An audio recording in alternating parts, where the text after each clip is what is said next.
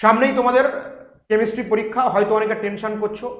পরীক্ষার আগে যদি টেনশন না হয় তাহলে বোধহয় আমি পড়াশোনাটা ঠিক করে উঠতে পারিনি।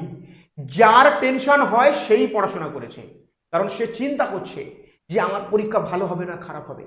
কারণ যে পড়াশোনা করেনি তার তো টেনশনের কিছু নেই, যে পড়াশোনা করেছে তারই টেনশন হবে। বোঝা গেল কি বললাম?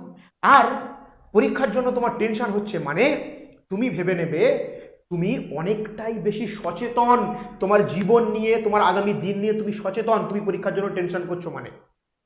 কারণ তুমি নিজের ভালোটা নিজে বুঝতে শিখেছো, কারণ তুমি জানো তোমার যদি পরীক্ষা খারাপ হয় তাহলে তোমার জন্য সেটা ভালো হবে না। এই যে তুমি বুঝতে শিখেছো, অর্থাৎ টেনশন হচ্ছে হোক, পরীক্ষার দিন দেখবে সব টেনশন চলে গেছে, আর কোনো টেনশন নেই। পরীক্ষার প্রশ্ন হাতে পেলে মুহূর্তের মধ্যে টেনশন বাষ্পীভূত হয়ে যাবে, উদ্বায়ী মতো উবে যাবে। ঠিক আছে, তোমাদের প্রশ্নবিচিত্রা করানো হয়েছে, প্রশ্নবিচিত্রা অনেক প্রশ্ন করা হয়েছে, বোর্ডের জন্য এনাফ, সেগুলো আরও একবার করে রিভিশন করে যাও।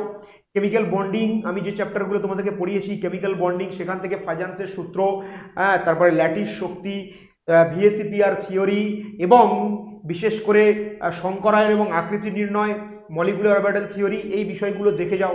পরমাণু গঠনের বোর পরমাণু মডেল থেকে তো একটা প্রশ্ন থাকছেই, তো বোর পরমাণু মডেল থেকে ভালো করে বিষয়টা দেখে যাও। বোর পরমাণু মডেল, ইলেকট্রন বিন্যাসটা ভালো করে দেখে যাও, ওখান থেকে একটা বা দুটো কোশ্চেন তো থাকবেই, দুটো কোশ্চেন থাকবেই। ঠিক আছে, তো টেনশন করো না, ঠিক আছে, টেনশন করো না। হাতে প্রশ্নপত্র পেলে টেনশন কি বললাম বাষ্পীভূত হয়ে যাবে, টেনশন ভেপারাইজড হয়ে যাবে, টেনশন আর থাকবে না। তো বেস্ট অফ লাক, সবাই ভালো করে পড়াশোনা করো।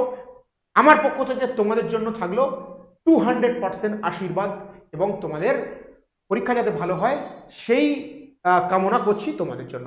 তোমরা সবাই ভালো করে পরীক্ষা দাও, ভালো থেকো।